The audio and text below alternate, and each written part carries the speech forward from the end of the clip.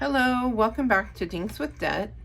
My name is Andrea, and my husband's name is Anthony, and we are a double income, no kids family on a quest to tackle our finances and become debt free. So, when I last left you last week, I had just done our debt confession and had also kind of done a rough estimate of the budget numbers. Today, I actually have details, and I wanted to go over the categories that we have in our budget, as well as, kind of recognizing that there are some that we don't have that we need to add in. So first, I'm going to talk about our housing. And housing for us includes our mortgage. The mortgage includes taxes, so that's not a separate bill that we have to worry about, as well as homeowners insurance. So our mortgage covers all of those things. The next thing that we have is our utilities, and that is going to include internet. That will also include electricity. We have gas as well. We have trash and water. And then we also have our cell phones. So I'm including that as a utility because we don't have a landline. My husband and I both use our cell phones for phones. Next is transportation. And I'm not going to be able to fit that in here. Transportation. That is going to be gas for the truck, so to get to and from work, gas for the car. We're also going to include tolls in this category, and then our car insurance. And so I'm going to include an asterisk here to denote that that is a different situation. And what actually happens with that is we are paying a monthly installment to ourselves, essentially to our savings account, to save up the money to pay that bill every 6 months. And so that is actually called a sinking fund. And so it's included in our transportation costs, but it is actually one of the items in our sinking fund category. So you'll see that here in just a second. Our next category is subscriptions. That includes a gym membership. That includes some monthly charges from Apple. And after looking over the budget, there are 5 of them. We also have streaming services. And again, after looking over the budget, there are 6. My husband and I both have hobbies that we have, either like a membership or some sort of fee. And so we pay for 3 of those. And then we are making a payment to a life insurance for a family member. And I wasn't sure where to put that because we don't have a category specifically for life insurance, but it does come out monthly. So I have just been calling that a subscription. But please feel free to sound off in the comments below if that should be its own category. So that's something that we are open to, just to be able to, categorize our expenses a little better. For services, we have pest control. They come out monthly, and we may look at dropping that down to bi-monthly to save some costs, but we'll talk about that later. We have an air filter subscription for our fridge and air filters for the central heat and air. And so that is also a service that we have. And then we have lawn service. Our yard maintenance team comes out twice a month and takes care of our yard and keeps it looking good. So for personal spending, we have his personal spending, hers, and then we have a household line item. So this is what I think Dave Ramsey calls blow money. So, you can spend it on whatever you want. Your spouse can spend it on whatever they want. And for us, we have a line item, like I said, for a household, and that kind of is a catch-all. So this we may like recategorize into something else. But so far, that's what that category includes. So I already talked about our credit cards. One thing that was exciting to count up is that I think I said we had like 20 something credit cards. We actually only have 15, so that's great news. It doesn't change the amount of debt we have, but it did change the number of creditors that we have to pay. So it's a lot less to keep up with. Again, the amount didn't change, unfortunately, but we have fewer debtors that we need to take care of. We have also a savings category. So we are currently working on beefing up our emergency fund. We do already have the $1,000 initial emergency fund that Dave Ramsey recommends. But I just don't feel comfortable with only $1,000 in the bank. As that, emergency fund. About 6 months ago, my husband and I looked at what it would cost to replace our refrigerator if it went out, or a washer or a dryer, or the set if they both, spazzed out or whatever. If we needed a new set of tires, how much that would cost. And it's beyond the $1,000. So we really feel like that needs to be beefed up to maybe $2,000 or $2,500. So this is something that we're still actively saving towards. I mentioned in a previous video also that I have an older car. My car is currently 12 years old, just hit 12 years old, and has 150,000 miles. And so I know eventually we need to replace this car. But right now it's not an issue. It's very well maintained by my husband. And so that's something that we need to plan for, but it's not an urgent issue at this time. All right, so I talked about sinking funds. One of them is Christmas. And again, in a previous video, I talked about, my family being very far away. So they're about 9.5 hours away from where we currently live. So if we want to go visit them, that includes, driving there, paying for hotels and that kind of thing, meals out. And so, we have a category for that. I talked about the vehicle insurance, and so that's what we are paying up here. And the vehicle maintenance is one that we need to add. So when something, needs, like when the cars need something, whether it's like windshield wipers or new spark plugs or an oil change, we typically will fund that out of our emergency fund and then replenish that, in the months ahead. So rather than doing that, I would like us to start a sinking fund for vehicle maintenance, and then also have an established emergency fund, because there could be two things that happen at the same time. We need an oil change at least quarterly, and then we may also need to repair, an appliance or something like that. So we just need to be prepared for that. I think in the emergency fund also would be any medical emergencies. So my husband and I are both fortunate to have health insurance through our employers, but we do have things like emergency room copays. So those are things that would come out of here. If you guys would let me know, do y'all have separate like medical savings? I know, we're still trying to get our finances organized and figure out what we need and what we don't need. But to me, it sounds logical to have an emergency fund for things for the house, and then like, vehicle maintenance fund for things that the cars regularly need. And then like, kind of like a what if we had to go to, the hospital or something like that, that we should have some kind of health savings fund. But you guys let me know. I'm not an expert in this, and I'm just trying to figure out what people do and what's the best way to plan for that kind of stuff. Our food budget was a big bone of contention for a lot of folks.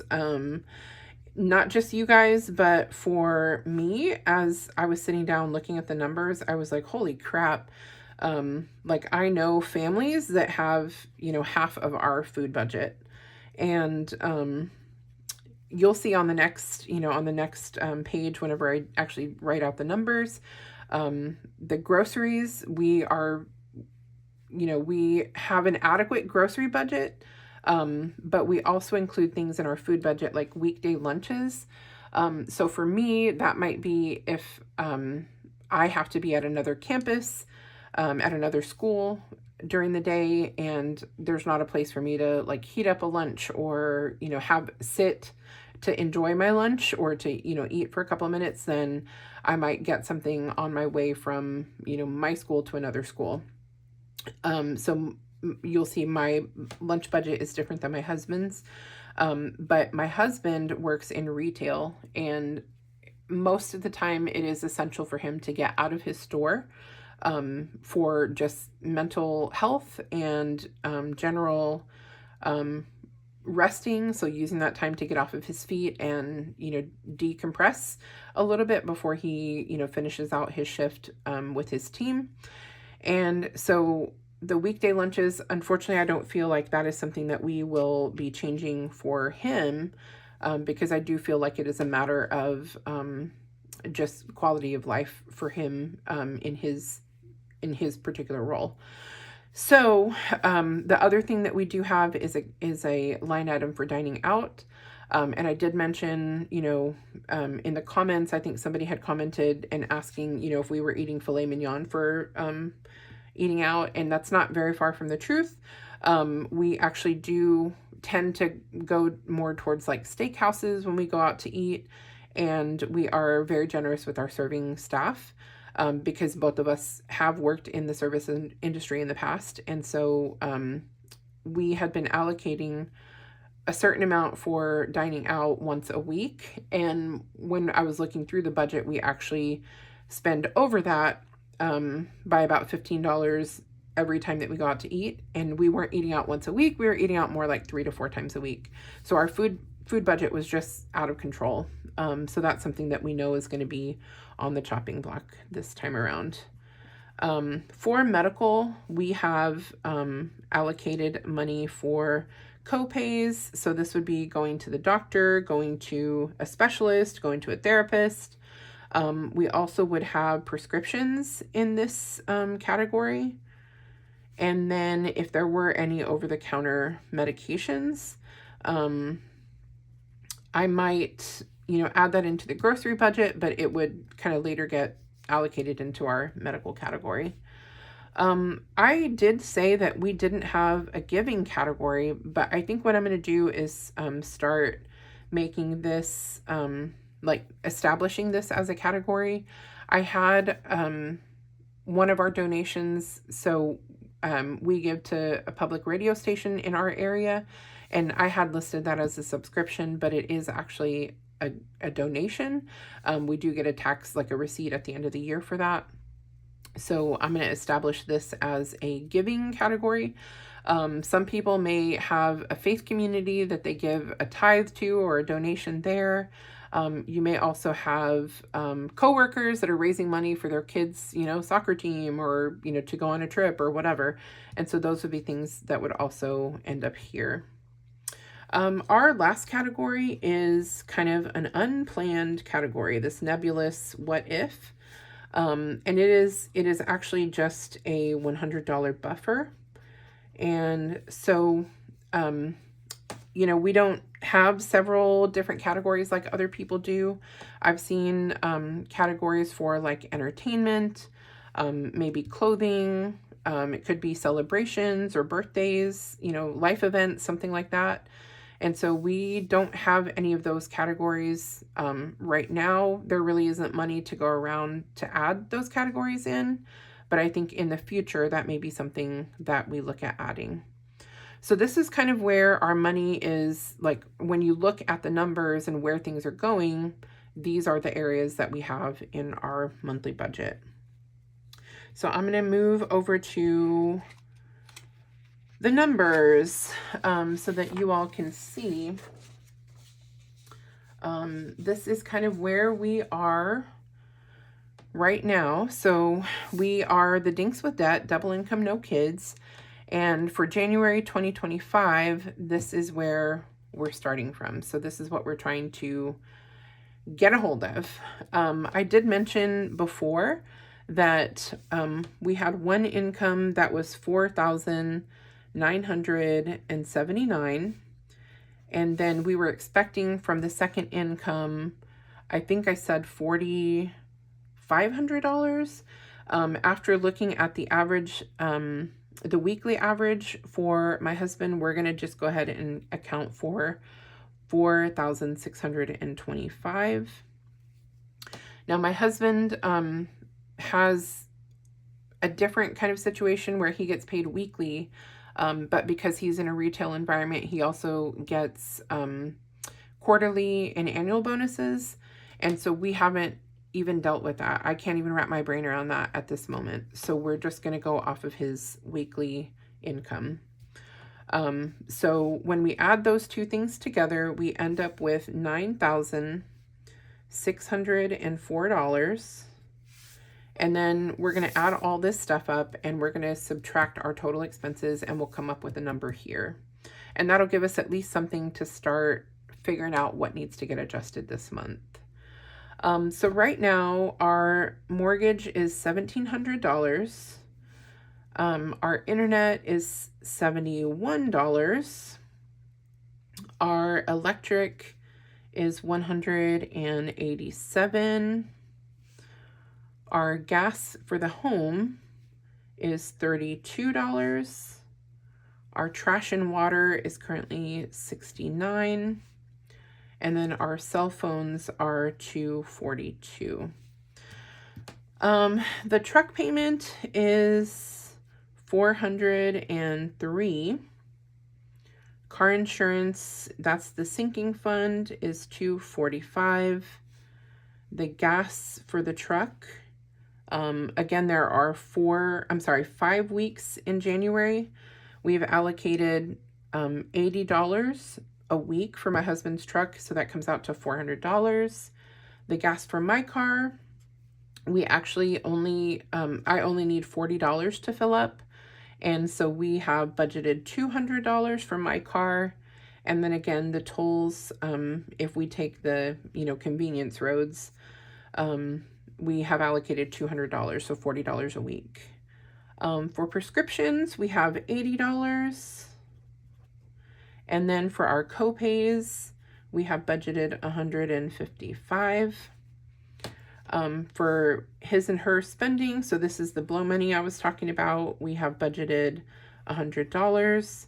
And then for the household, we kind of have a $100, spending there as well, or allocation. For our groceries, we have $500, so $100 a week. For those lunches, for our weekday, we have budgeted $75 for my husband, $25 for me. And again, I'm okay with, adjusting mine because I am able to take my lunch with me most of the time. And dining out, like I said, we had been budgeting $60 a week. And there are 5 weeks in January, so that's going to be $300. Moving on to our services and subscriptions. Pest control is going to cost us $89 a month. Lawn care is $100 a month. Our gym membership is $29. The life insurance that we carry for a family member is $17. My husband's hobbies, I don't know if I wrote that one down. I believe they are $14. Let's see, what is that? 28. And then I think the other one is 11. So it was 39 total. And I believe that adds up to, let's see, 14, 28, 38, 39. Okay, so that's correct. So our Apple, oh man, I don't think I wrote those down. So our Apple expenses, I know that those add up to 43. So I'll have to go back and look to see what each of those are. But it is like 2 cloud storage, I believe, and then we have 2 watches, Apple Watches, so that's like the insurance for those. And then we have also service for an iPad. So those add up to $43. I do have, like I said, that donation to public radio, and then we get into our subscriptions. So we pay $25 a month for Netflix. We have a $9 a month subscription for Sirius Radio. Disney, we pay $19 a month. Hulu ends up being $20 a month. We have Peacock, which is $9 a month, and Paramount is $15. Now, as I mentioned, we have this $100 buffer for unplanned expenses. And so that is, currently we have that line item in our budget. Moving on to our debts. I think I mentioned that we have decided to do the debt snowball. So if I didn't, we've looked at the avalanche, we've looked at the debt snowball, and we've looked at a bunch of random other things. But this one seems to make the most sense and at least provide the psychological maybe it's incentive or the being able to see that you're paying off things a little bit quicker.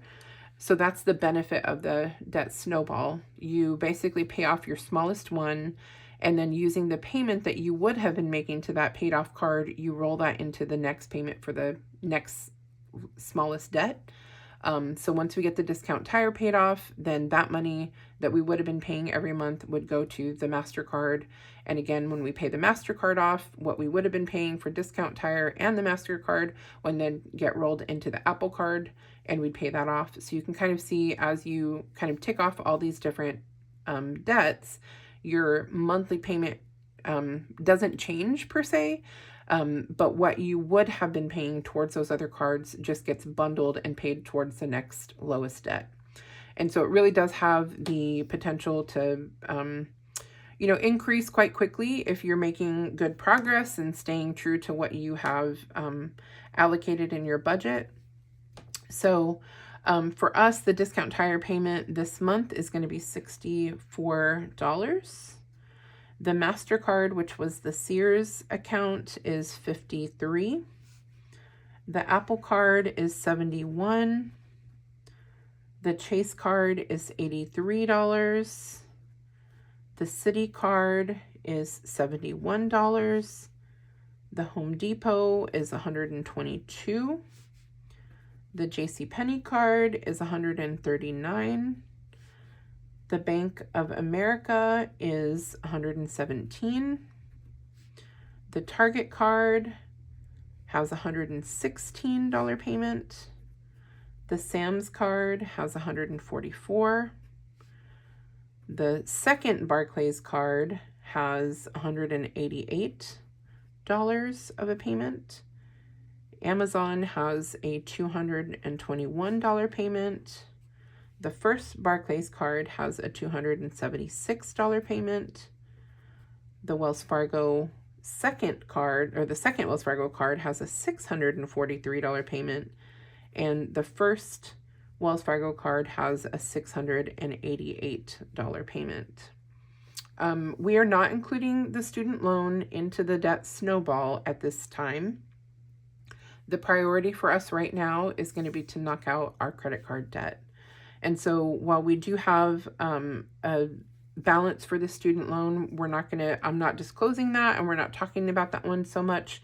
We're just making room for this payment in our monthly budget. That leaves us with our emergency fund. And like I said, we are trying to build up that basic emergency fund. And so we contribute $250 to that every month. Every week we contribute $45 to our Christmas fund. Since there are 5 weeks in January, this is going to be $225 that we're contributing. And then our HOA dues, we pay that annually, and they just went up. So we have increased this we were paying $75 last year, like saving up.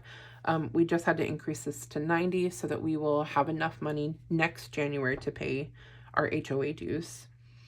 So this is the entirety of all of our debts. I'm sorry, all of our expenses for the month. And so I'm going to add up these areas, and that is going to be $2,301 plus the transportation is going to be $1,448. And then our medical is going to be $235. And then we have our spending is going to be $300. And then our food budget is $1,300. I know, it's crazy. I'm sorry. Our subscriptions and services is $419. And then we have an unplanned catch-all. And then we have our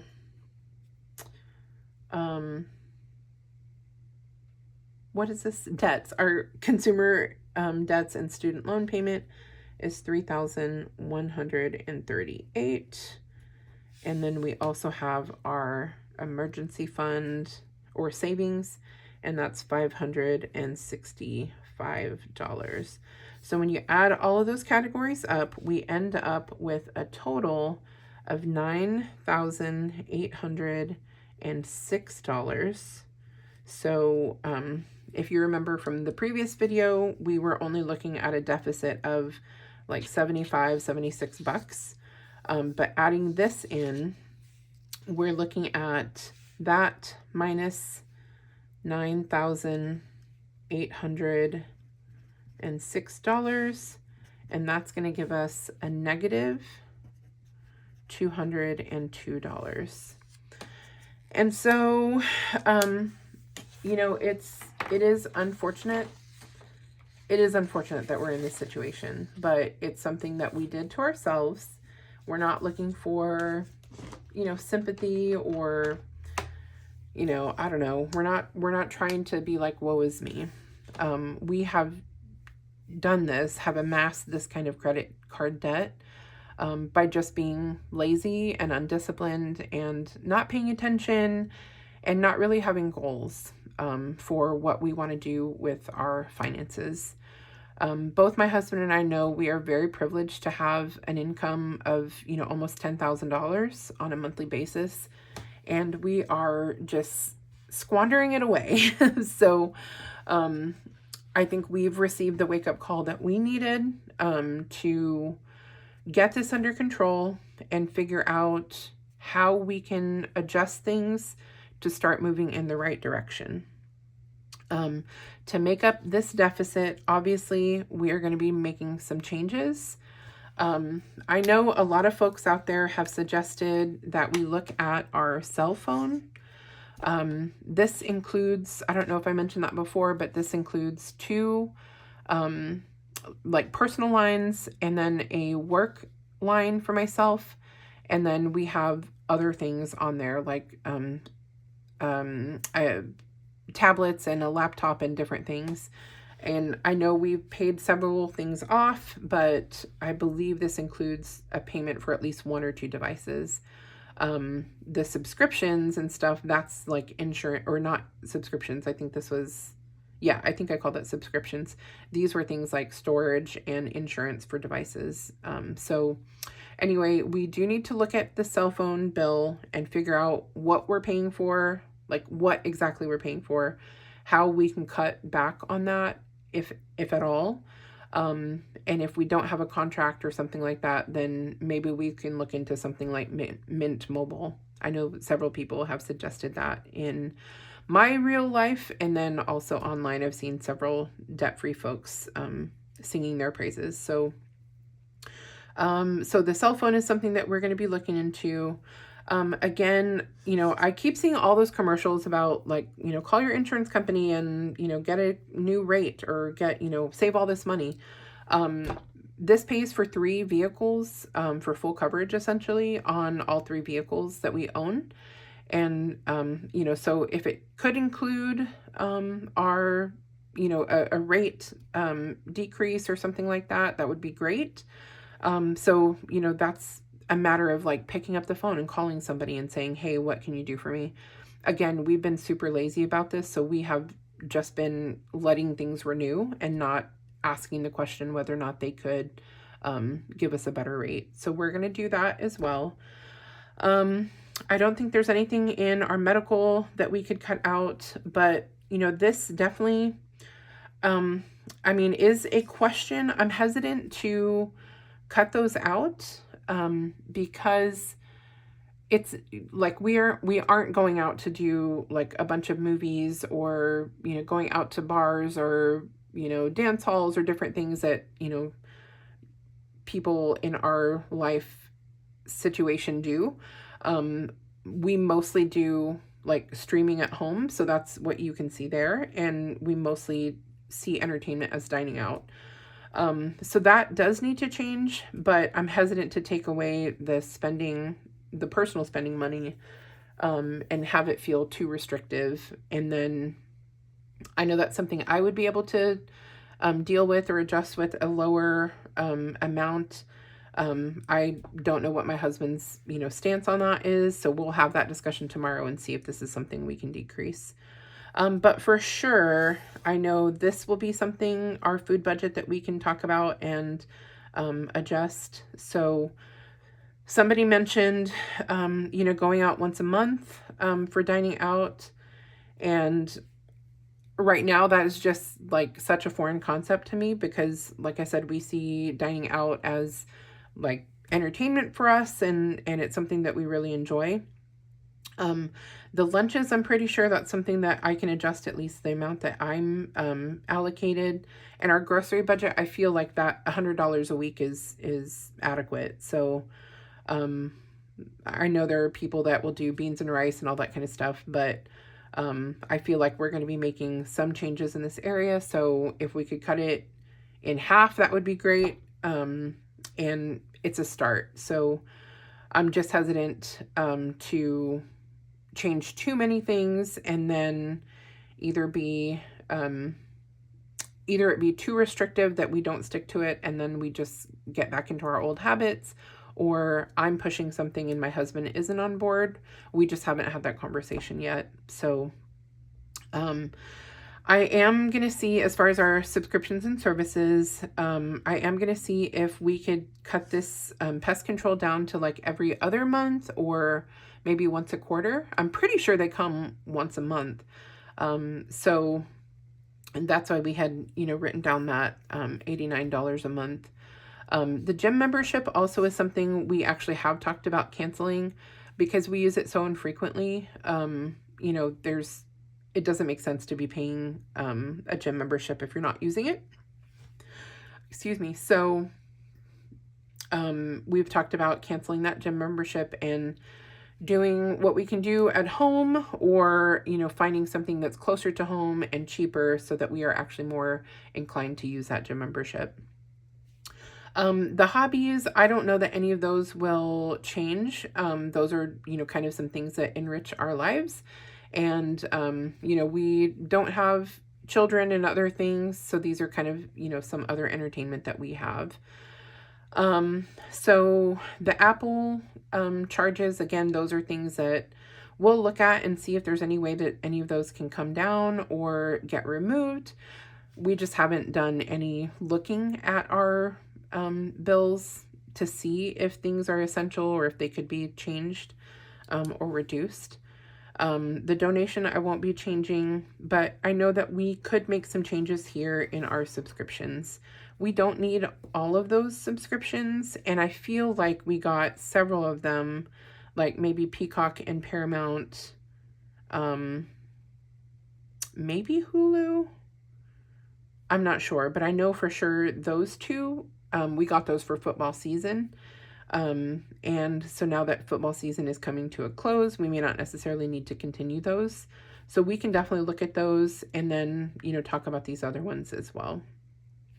The buffer, I'm not really sure if that's something that we should try to change, because I feel like there's always something that comes up that we may need this, you know, $100 buffer for, whether it's somebody's birthday that we didn't plan on, seeing or doing anything for, and then we ended up going to a surprise birthday party or something like that.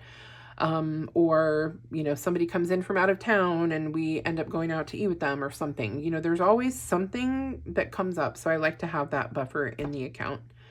I was watching one of the, other debt-free channels. I think it was Two Sister Bees. And she mentioned that you could call up your credit card companies and ask them for a lower interest rate. Now, I remember doing that in the early 2000s, maybe, when I went through Dave Ramsey's, Financial Peace University, when I was fresh out of college. And thank God I did that at the time, because I feel like I would be in a much worse situation now than I currently am. My husband has not gone through Financial Peace University, and, so that's also something that we'll talk about, whether we will, do that program together, or if we'll just go through the materials that I have, so we'll talk about that. But in Dave Ramsey's class, he does talk about reaching out to creditors and asking, to reduce the amount or offer like a cash settlement or something like that. We don't currently have a lump sum of cash to offer, these credit card companies for a cash settlement. But we could reach out to them and ask if they would lower our interest rate. I don't know if that's still something that credit card companies do, given the current economic climate, and the anxiety and things among consumers with the change in administration and all that kind of stuff, the world economy, everything, all the things. I'm not sure if that's something that credit card companies even do these days. So if you had any success doing that recently, like I would say within the past 6 months, if you'll let me know just kind of what you did and how it went, I would appreciate that. These are all, set amounts that the credit card companies send us in our statement. So based on your balance and your interest rate, this is the payment that you have to make. So these unfortunately can't get changed, and neither can my student loan. So those amounts are fixed.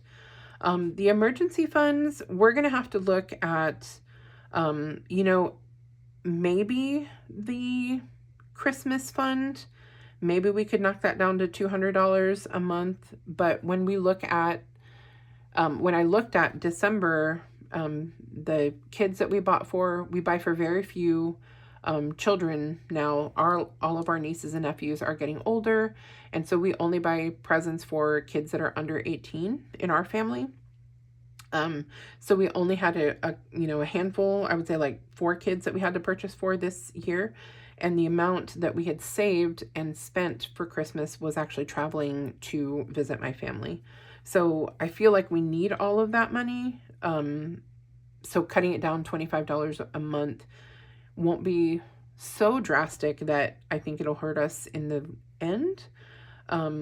But I'm just wary to cut it down, since we are already we're in a habit of doing, $45 a week. So anyway, this might be the only one, like I said, that we could look at. Our HOA dues, we calculated what we would have to pay next January, and we have 12 months to get there, and it's going to be $90 a month. So that's what we're looking at. This is really sad. I don't know if it's sad or just, I don't know. There's a lot of formulas out there as I'm kind of looking around at the debt community and, or debt-free community, and just learning about how they handle their finances and where they allocate, things. Where our categories are all messed up. So you're only supposed to have like 25 to 30% on your housing costs. And I think that might be okay. Like we might be okay with housing, but our, I think costs for transportation are kind of high. And then for sure, our food budget is completely out of whack. All of the like entertainment, subscriptions, those kind of things, I'm pretty sure that's out of whack too. And then our debts, really should not be a third of our income. So that is definitely out of whack. So you know, I know we have some work to do. So I'm hoping that over the next day, when my husband and I have some time to sit down and, you know, talk about the reality of where we are, that we can have a little, you know, discussion, just an honest discussion about where we want to be in a year, where we want to be in 2 years, 3 years, because it took us, you know, 12, 13 years to get here. It's unrealistic to think that we're going to get out of all this debt in a year, or even 2. I'm fairly certain it's going to take us at least, you know, 3 to 4 years time to get out of $100,000 of debt. So I just want us to be on the same page when we look at the reality of the numbers. Currently, we're negative $200 a month, just if everything stays the same.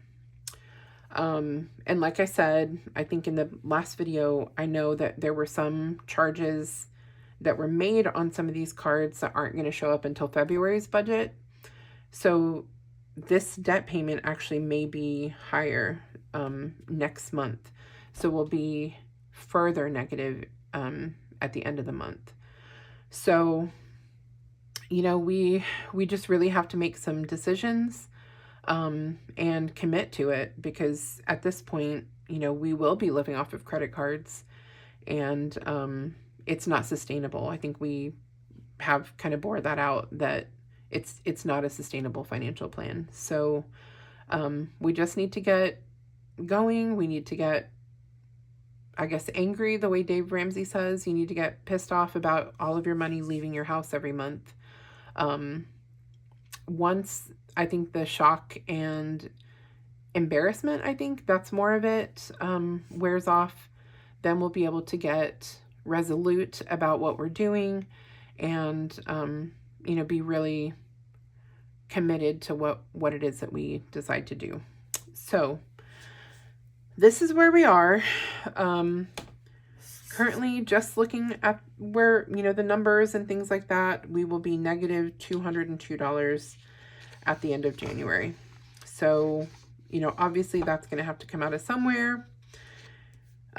We have some gaping holes that we can definitely look at, and to try and adjust for that. And all I can say is wish us luck. So if you have anything that you would like to,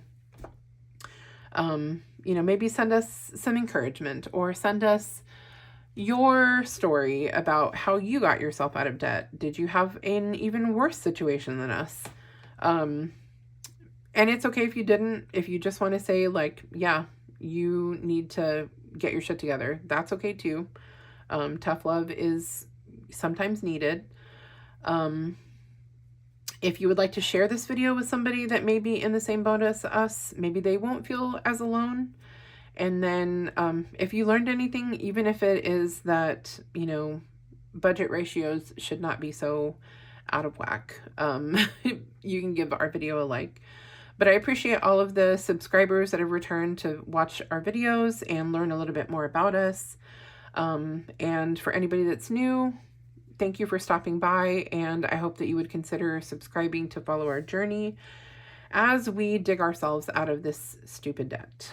We're the Dinks with Debt, and I just want to wish you all a happy new year. Today is January the 3rd, and it is 2025, and we're doing different things in 2025. So I hope that you are too. I wish you health, wealth, and happiness this upcoming year. Y'all have a great day. Bye-bye.